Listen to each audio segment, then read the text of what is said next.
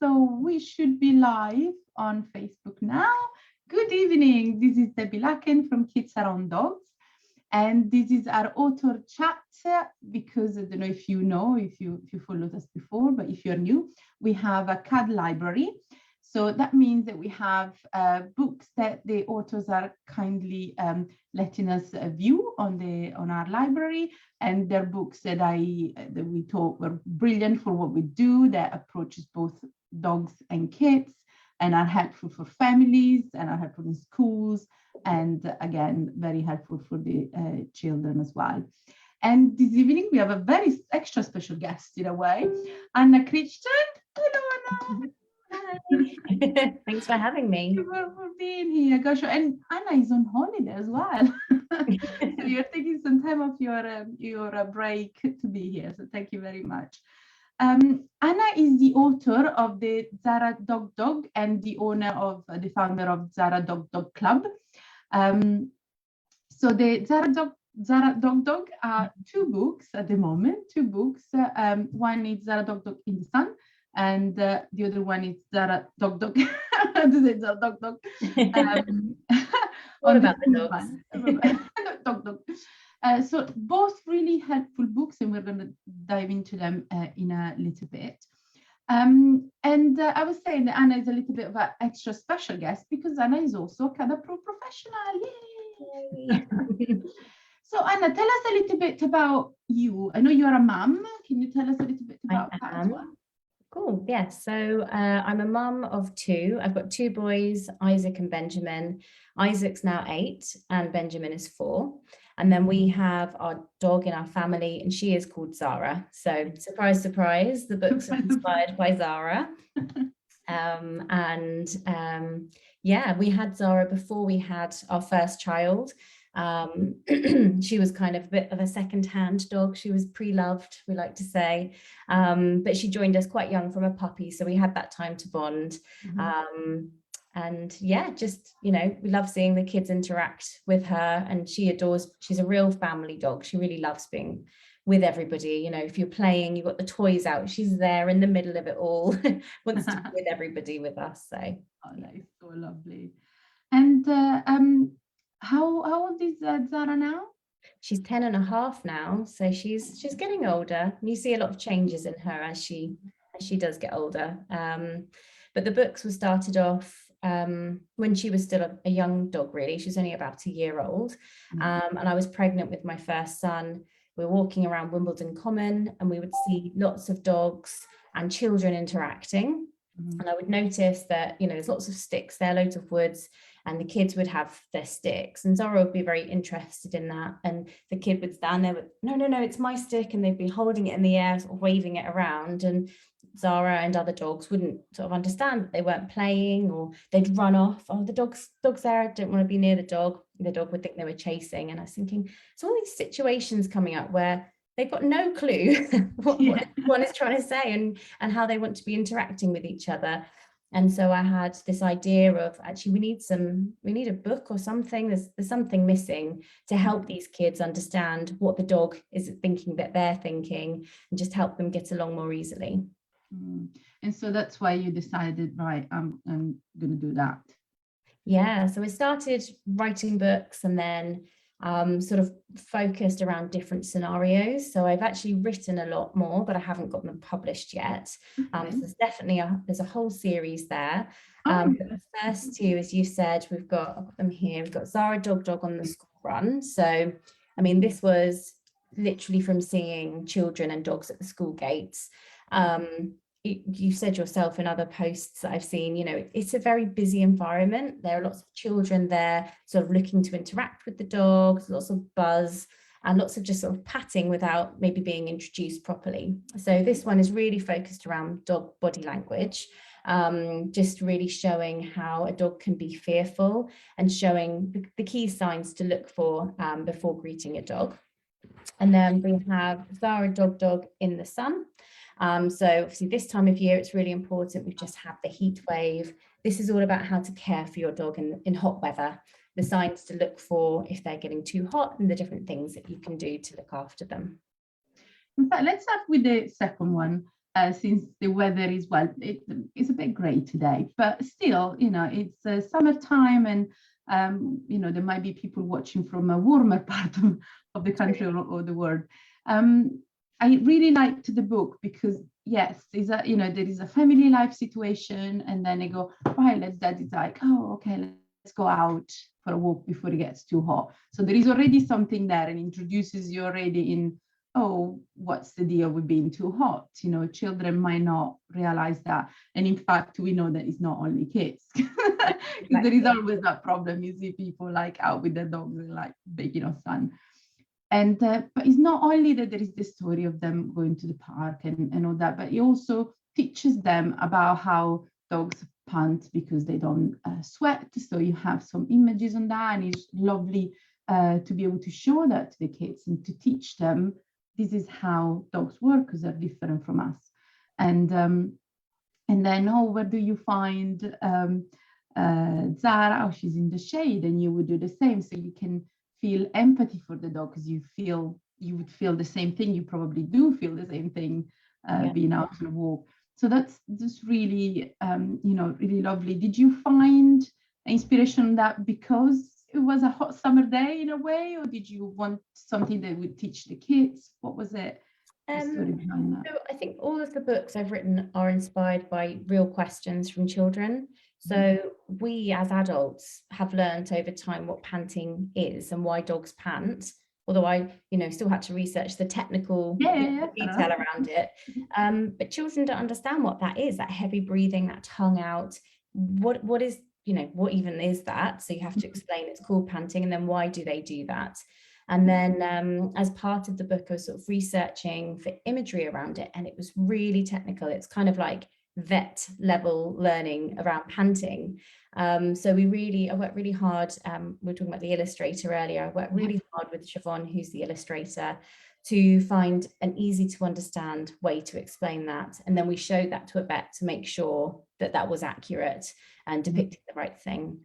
So yeah, I mean, the idea behind the book was sort of just triggering an answer to what is the panting, but then also making the child think, like you say, we say, well, how do you stay cool in warm weather? And it is releasing that empathy between the child and the dog. And they think, well, we're not so different. We do need to drink water. We do need to go in the shade. We do like to splash around in the water and have some fun, which Zara does at the end. And so they suddenly understand we're not worlds apart, and we can understand each other as well. Yeah.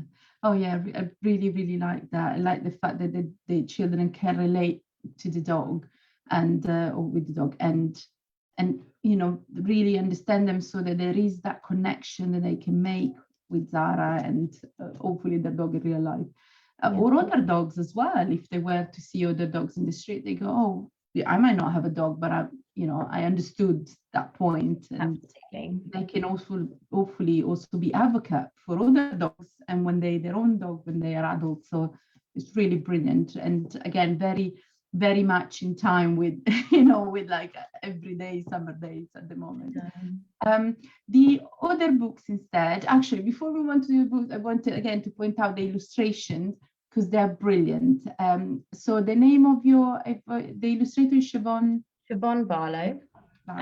She works with dogs more as a dog walker, but passionate about dogs herself, and then passionate artist as well. So we have so many iterations of Zara in different dog positions, and just making sure we get that behavior relayed back to the child in the right way. And trying not to use fearful imagery. So there is one image in the Zara Dog Dog on the school run book where she does actually growl at a child. And I think it has been a bit controversial with some parties, because they sort of say, well, you shouldn't be encouraging that. It's not encouraging it, it's actually depicting what can happen. But we didn't want to have like the real teeth bared and things. So she actually has a bit of a silly mouth and the sound, just to make it less scary, because we want to, like you said, you want them to engage and connect with Zara as a dog. And so making her a likable lead character is really important as well. Yeah. And also, to be fair, showing that part is really not necessary, because we moving on to the school and the school run book. At one point, I'm going to spoil this one for everyone. At one point, it's Isaac, isn't it? The little boy actually steps in front of Zara to tell another child, you can't pet my dog without asking, because she's obviously upset. So seeing, this little boy stepping up and go, actually, that's all right, Zara, I've got you. I'll look after you. I'll make sure that no one is going to upset you because you're scared, because you're worried. And it's really lovely. And I think it actually did happen in real life with your two children. And we shared it, didn't we, on the main group. It was still Isaac, wasn't it? Your oldest. I'm better with dogs' names than I am. So in fact, your little one was a little bit maybe too much around Zara, and Isaac went, actually, look, she's not happy with this. And it's brilliant. It really is, her superhero in a way. Is that stepping in for her, no, don't do that, because she doesn't like it. So really having that, I think, is far more important than showing, dog teeth in a book. It's far more important to see the hero that comes up and go, hold on a minute, you can't do that because my dog's upset now. Lovely. I like, quite moving actually. And because I also knew that happened in real life, it's like double whammy there. What inspired you to put that bit in the book? Did that happen? Did something like this happen before, or were you hoping that one day it would happen? Well, actually, it was more about, again, getting children to connect with the characters in the story. And I know that younger readers, so this is probably sort of from 3 years up to 6 years, I would say, they're going to empathize and relate to a slightly older child. So I chose Isaac to sort of step in and relay those messages, because they'll understand it more from another child that they're maybe looking up to and resonating with as a character.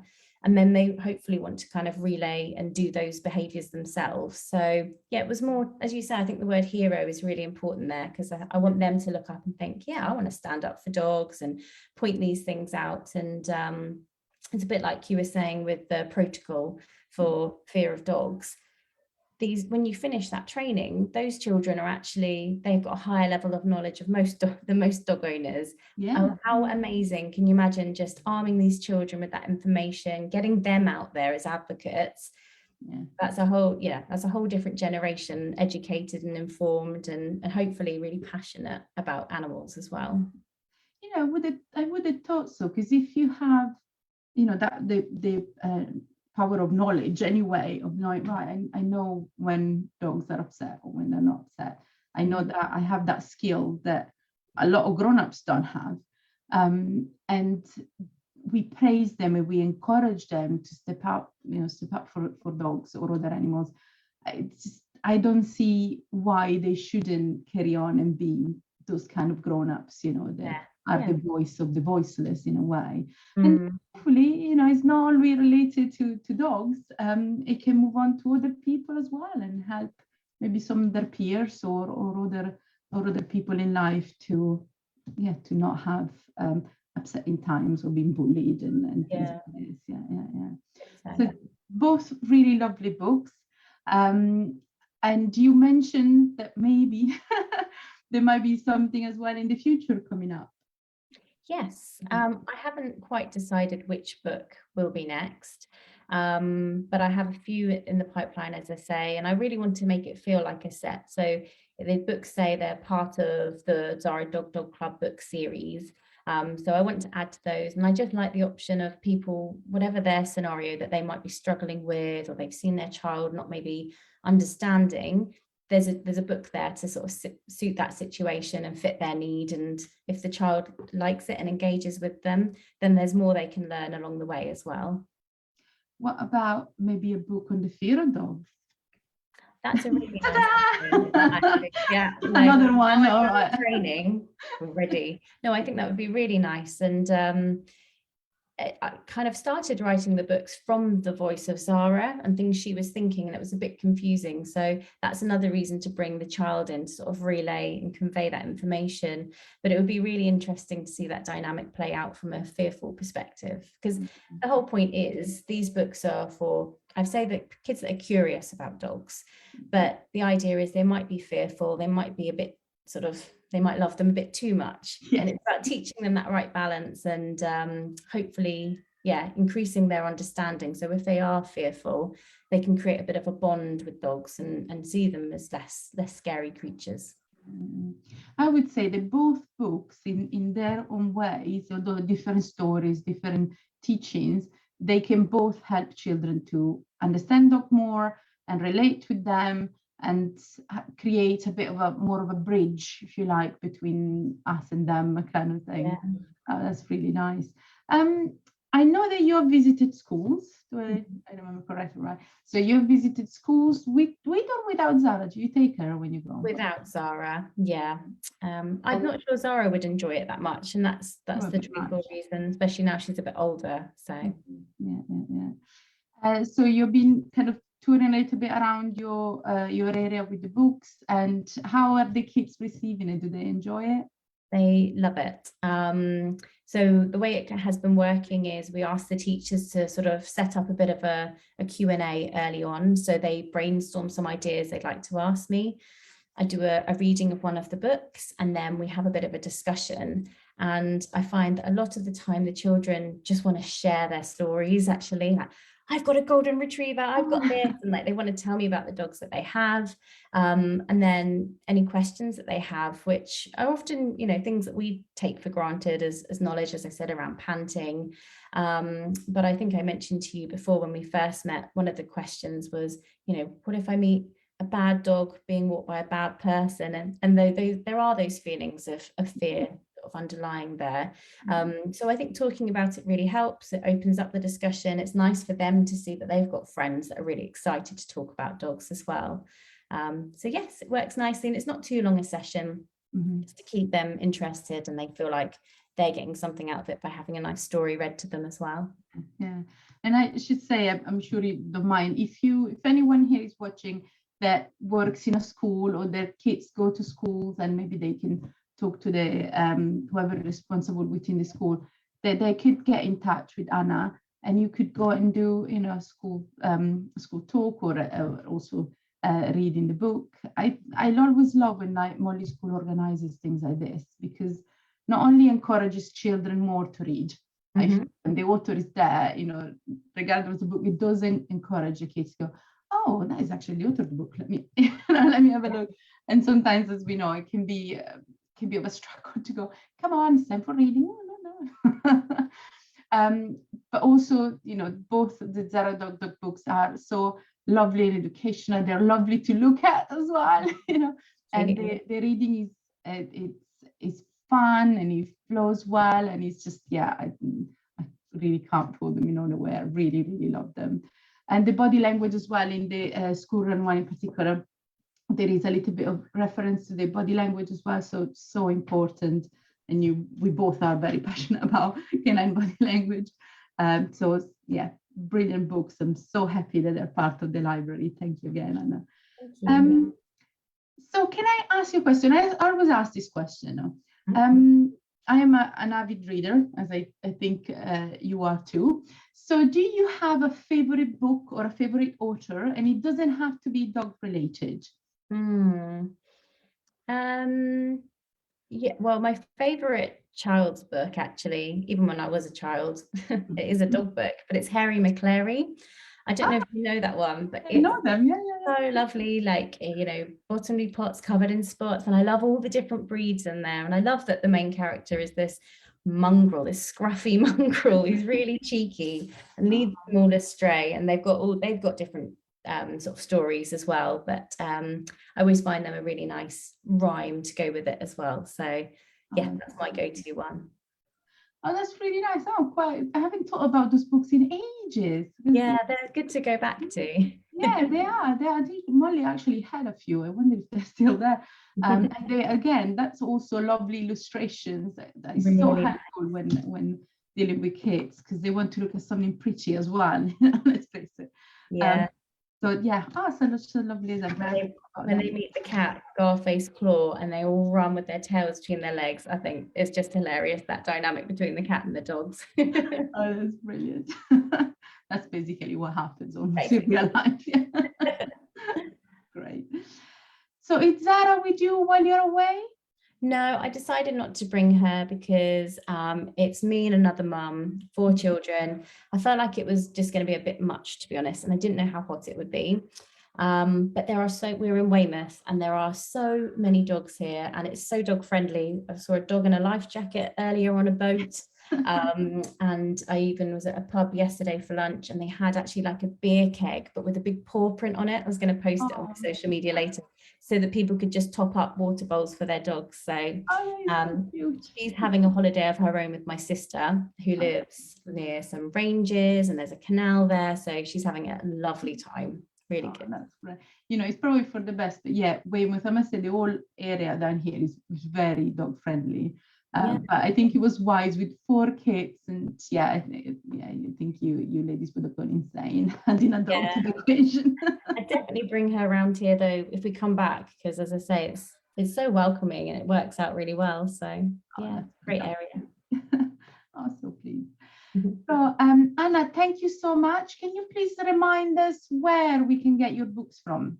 Yes, sure. So my website, zaradogdog.com. And if you sign up to the free club, which is a monthly newsletter and a welcome pack, there's 10% off for members.